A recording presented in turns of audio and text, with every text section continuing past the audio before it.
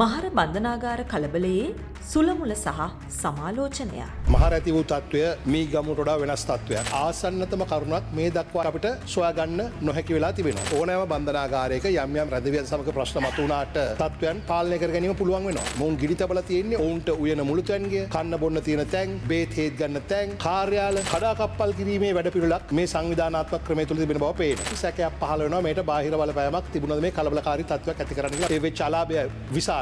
මේ ගිනි තියලා විනාශ කරේ මේ රටේ බදු ගෙවන මිනිසුන්ගේ සල්ලි. ඒවා ගෙවන්න වෙන්නේ මේ රටේ ජනතාවට. පසුගිය සතියන්තයේ මහර බන්ධනාගාරයෙන් වාර්තා වුණු සිදුවීමත් එක්ක මුළු රටේම අවධානය ආයමත් වතාවක් සිරකරුවන් දෙසට යොමු වුණා. සෙනසුරාදා පස්වරුවේ ආරම්භ වී ඉරිදා අලුයම වන විට උච්චතම අවස්ථාවට ළඟා වුණු මේ නොසන්සුන් තත්ත්වය බන්ධනාගාර පද්ධතිය ඇතුලේ තියෙන බරපතල ගැටලු කිහිපයක්ම නැවතත් සමාජයට ඉස්මතු කරලා පෙන්වලා තියෙනවා. ඇත්තටම සෙනසුරාදා සහ ඉරිදා දවස් දෙක ඇතුළත මහර බන්ධනාගාරයේ ඇතුලේ මොකක්ද වුනේ? මේ සිදුවීමට මුල් වුණු ආසන්නතම හේතු මොනවාද?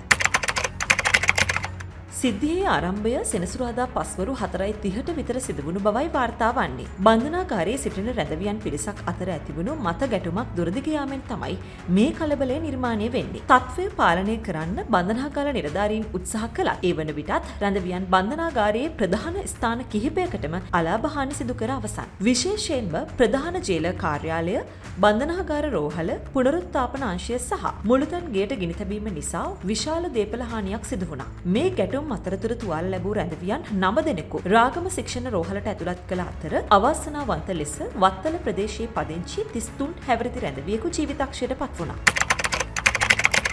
සිද්ධිය සැලවීමත් එක්කම බන්ධනාගාරයේ පිටත බරපතල නොසන්සුන් තත්ත්වයක් හටගත්තා. තම ඥාතීන්ගේ සුවදුක් විමසීමට බන්ධනාගාරයේ ඉදිරිපිටට රැස්වුණු පිරිස් සහ ආරක්ෂක අංශ අතර උණුසුම් තත්ත්වයක් ඇති වෙද්දී තත්ත්වය පාලනය කිරීම සඳහා පොලිසියට අමතරව පොලිස් විශේෂකාර්ය බලකාය, කැරලි මර්දන ඒකකය සහ ත්‍රිවිධ හමුදාව කැඳවීමට පියවර ගැනුණා. එපමණක් නෙවෙයි. ගුවන් හමුදාවේ හෙලිකොප්ටර් යානා සහ ඩ්‍රෝන යානා පවා යොදවලා තමයි ගුවනින් සහ භූමියෙන් බන්ධනාගාරයේ ආරක්ෂාව තහවුරු කළේ. ප්‍රදේශයේ සාමය ආරක්ෂා කිරීම වෙනුවෙන් රාගම පොලිස් වසමේ ග්‍රාම සේවා වසම් 3කට පැනවූ පොලිස් ඇඳිරි නීතිය තත්ත්වය පාලනය වීමත් එක්ක ඉරිදා දහවල් වන විට ඉවත් කිරීමට කටයුතු කළා.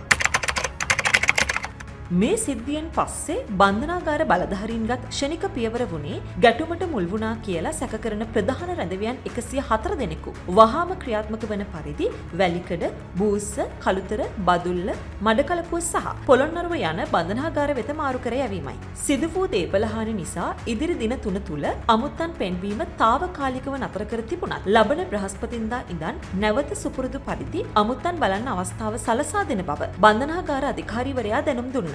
සියලුම රැඳවියන්ගේ ආරක්ෂාව තහවුරු කර ඇති බැවින් ඥාතීන්ට බියවිය යුතු නැති බවයි බලධාරීන් පවසන්නේ. කෙසේ වෙතත් මෙවැනි සිදුවීම් හරහා නැවත නැවතත් තහවුරු වන්නේ බන්ධනාගාර අභ්‍යන්තරයේ පවතින ආරක්ෂාව, රැඳවියන්ගේ කළමනාකරණය සහ ඔවුන්ගේ ගැටලුවලට කඩිනම් විසඳුම් ලබා දීමේ වැදගත්කමයි.